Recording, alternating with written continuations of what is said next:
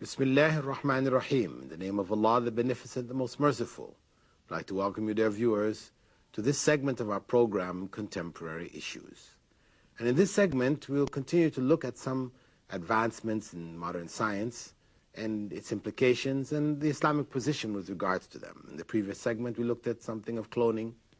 In this segment, we're looking at something related to it, that is what they call test tube babies, or artificial insemination, where they will take the egg, the ovum from a woman, and the sperm cell from a man, and put them together in a test tube, well, actually it's in petri dishes, and from that they will grow a fetus and then put it back in the woman's womb, and the child comes. This is being done mainly for men or women who are infertile, for one reason or another.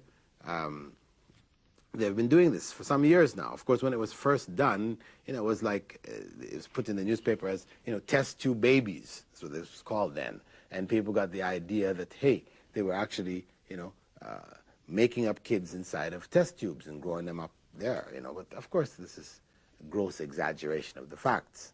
The fact is, as we said, they're extracting ovum and sperm from a male, living male and female, and putting them in a petri dish, letting them in an environment which is similar to that of the womb so that they can unite, and they start to divide. Once they start to divide, then they take them and put them back in a female, and the baby is grown to term.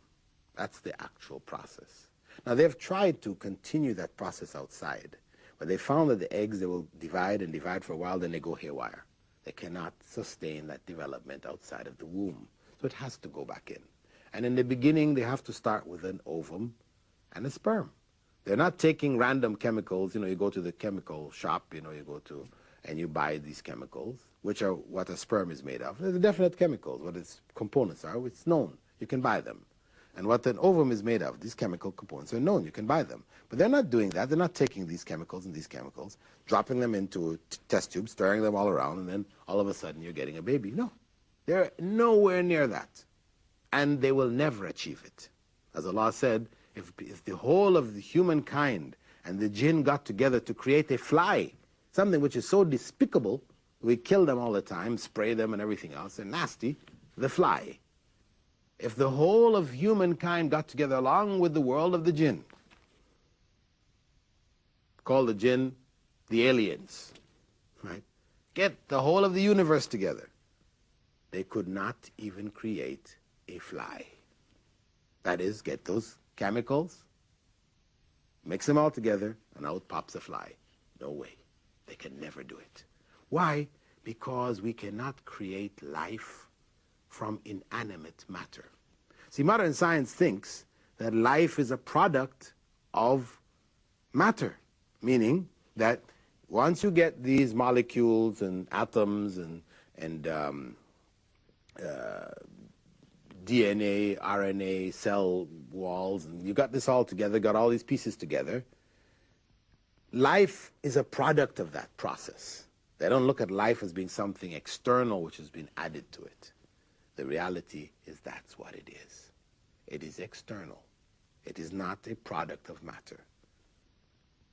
Matter is created and life is created by God. So whatever they do of living things, they can only use other living things to do it. They cannot use inanimate matter to create life or to manipulate it so that they end up with a living anything. They're not able to do this. And they will never be able to do this. This is God's promise. So human beings, they can try all they want. It is a waste of their time, their energy, and their monies. They will never be able to create life. So, back to our test tube baby, so-called test tube baby. Now, what does Islam say about this? Well, basically, Islam permits one format, one way. A man and a woman, man and his wife, they're unable to have children for one reason or another. So you combine the ovum from that woman, the sperm from the man, your product you put back into the ovum of that same woman. She gives birth to her child, that is permissible. Islamically, that is permissible. That is only helping them to produce children. Now, all of the other versions that are out there, because right now you have mothers bearing the children of their daughters. A woman, she can't deliver the child herself, so after combining the sperm of her husband along with her sperm, the resulting product, they can't put it back in her womb because for whatever reason, maybe they've taken out her womb or whatever, she can't have the child, so they're taking the child and putting the child in her mother's womb or her sister's womb or her best friend's womb, or her daughter's womb. We have all of these different pictures. They've done these things now. All of those are forbidden in Islam. Forbidden. Because you've got a genealogical bomb, maze, confusion here. A mother giving birth to a child who belongs to her daughter.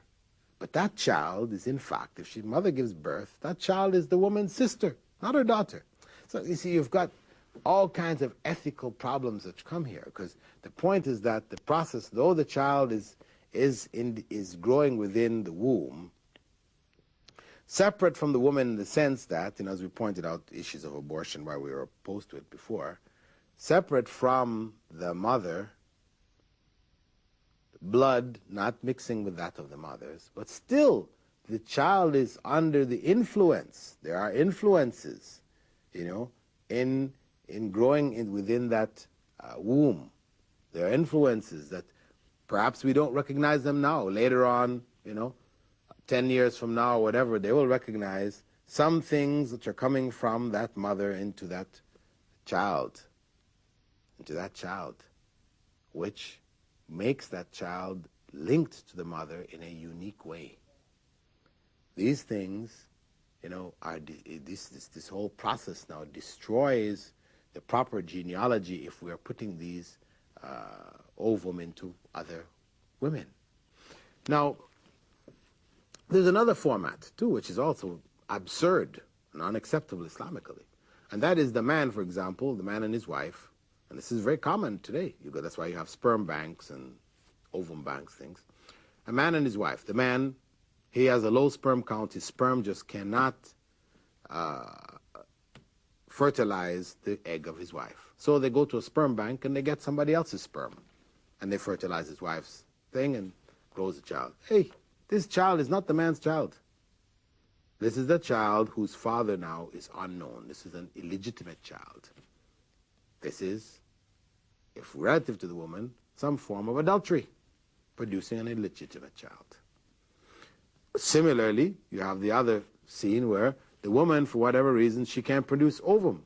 So you go and get ovum from another woman, along with her husband's sperm, and then put it in that woman's womb, and she gives birth to the child, calling it her child, but it's not her child, really. It's got the ovum from somebody else. I mean, maybe from the point of view of it coming out of her own, she's delivering the child, so you could say, okay, it's her child from that perspective, but in terms of its origin, its essence, it's not her child, And this is a child out of wedlock. And what you even find now is that you have homosexuals, males, okay, they can't have children if they marry, and you have them marrying today. There was a big case in England of two rich homosexuals who, what they did was they found women to bear their children, right? They impregnated, without sexual relations, they impregnated women, they bore the child, and now the two men are going to raise these children as their own. This is absurd, unacceptable Islamically. Or two lesbians, for example, female homosexuals. Of course, by themselves, they cannot produce any children. So they go to the sperm bank, they buy some sperm, have it inserted in themselves, they get pregnant, so they're having children. This is madness. This is going beyond the people of Lot and only inviting the destruction of God and their society. So These are unacceptable formats. As we said, in summary, the only acceptable format is a husband, his wife, the husband's sperm, the ovum of the wife, being put in the womb of the wife and delivered by that wife. That's the only acceptable format. All of the others are rejected by Islam, from the confusion of genealogy that can come, and also the corruption that is promoted through homosexual couples being able to have children and raise those children as their own. The second area which we'd like to look at, related to this, is that of sex change operations, which is also a means now of homosexuals, whether it's male or female.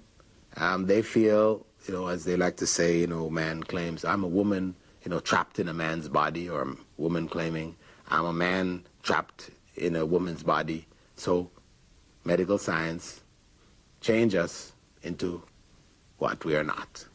So you find a man who spent all his life as a man, all of a sudden he goes in and has these operations, and then they load him up with hormones, etc., so he can grow breasts and things like this, and he's now living the life of a woman, and vice versa. This, from an Islamic perspective, is totally unacceptable.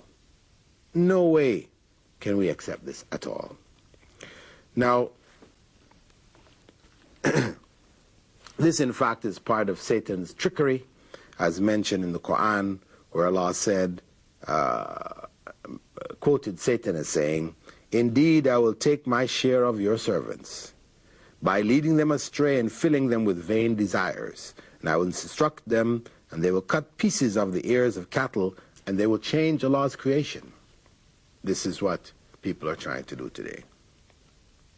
This kind of surgery is totally unacceptable. However, where we have cases of hermaphrodites, people who are born having both male and female sexual parts, but one is dominant, for them to remove the other, close off the orifices or whatever, and that person can live a complete life as that one dominant feature. This is something acceptable. This is correcting something which, you could say a birth defect, correcting it. And Islam doesn't really have any problem with that. Just as cosmetic surgery in general, because this could be called a form of cosmetic surgery. This kind of operations, they're acceptable Islamically. A person is born with a defective ear, a cleft palate, hair, lip, a variety of different things. A person in an accident, burnt, or nose is broken, or things, body parts damaged, etc., for them to use the skills of modern surgery to try to repair the damage which has been done, no harm. However, where people are involved in trying to actually change themselves, they don't like how they look. They feel their lips are too thin or they're too thick. Their nose is too pointed or it's too flat. They feel their eyes are this way or that way. Their cheekbones are too low. They want it higher. They want a split in the cleft in their chin, or they want dimples in their cheeks. Or, right, these kind of operations, which they're calling them cosmetic surgery now, and they go on to even the rest of the body. They want to mold the body this way and that way to look like the latest styles and, to fit modern definitions of beauty. This type of procedure is, from an Islamic perspective, rejected and forbidden. Prophet Muhammad ﷺ even prohibited the plucking of eyebrows, tribal scarring, tattooing, and the artificial spacing of teeth. These were the ancient methods of cosmetic surgery which people used to do. And this has been forbidden by the Prophet Muhammad ﷺ in no uncertain terms, that Allah curses those who do this. So, with the desire to change, people are not happy with what Allah has given them. They don't like the way they look. They want to make this change. From this perspective, this is unacceptable Islamically. Prophet Muhammad ﷺ had said, when we look at ourselves in the mirror, we say, "O Allah, as you have made me in the best form, you've made my form good, make my character good." You know, this is what we are supposed to do. When we see ourselves, we accept this the way Allah has made us here. You know, this is good for us. So, the issues of cosmetic surgery, we said, where it is involving repair of damage, etc., which has been done, birth defects, etc., this is legitimate Islamically. But where it involves just being unhappy with the way one looks, one wants to look like this person or look like that person, you know, change this and change that, this kind of procedures, Islamically is just unacceptable. The other area which is related to this, in areas of surgery, is that of organ donation. The idea of taking organs from one person to another, or even from animals to humans, because the popular thing right now is taking some organs from the heart, some portions from the heart, specifically the heart valves, and putting them from the pig, putting them in human beings, because they found that pig heart valves are, you know, are most suited, are quite similar to the human heart valve, and it functions quite effectively well.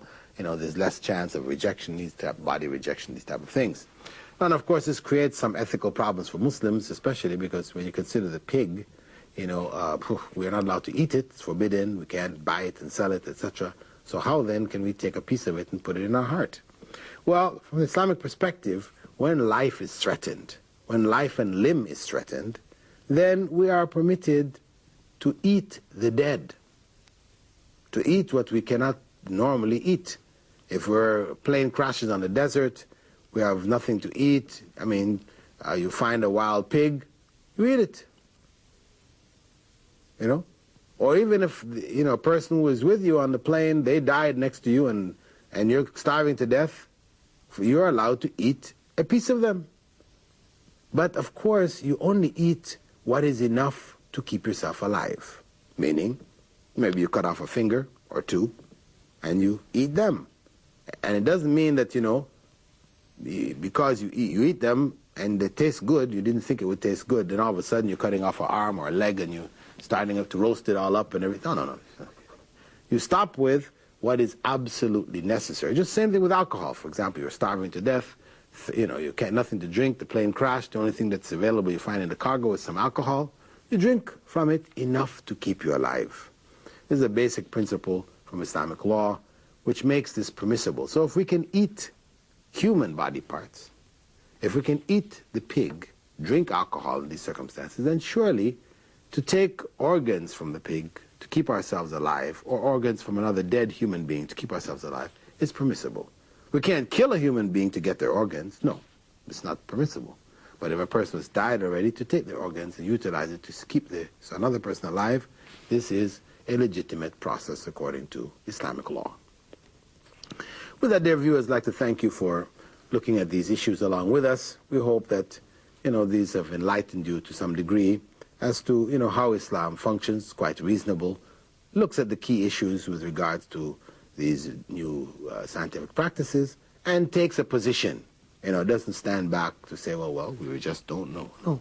Islam, there's guidance in every procedure, every process, every new development which comes. Islam has a ruling which is applicable to it, because Islam is the way of life which God provided for human beings to guide them in all aspects of their lives. So nothing remains without some form of guidance to show us the way. With that, dear viewers, I'd like to thank you for being with us and hope that you will continue to follow our program in the future. And we bid you farewell, welcoming also at the same time your suggestions, which you can write into us at P.O. Box 111, Sharjah Television, Sharjah, UAE. To me, of course, Dr. Bilal Phillips. And we'll see you in the next program. Assalamu alaikum wa rahmatullahi wa barakatuh.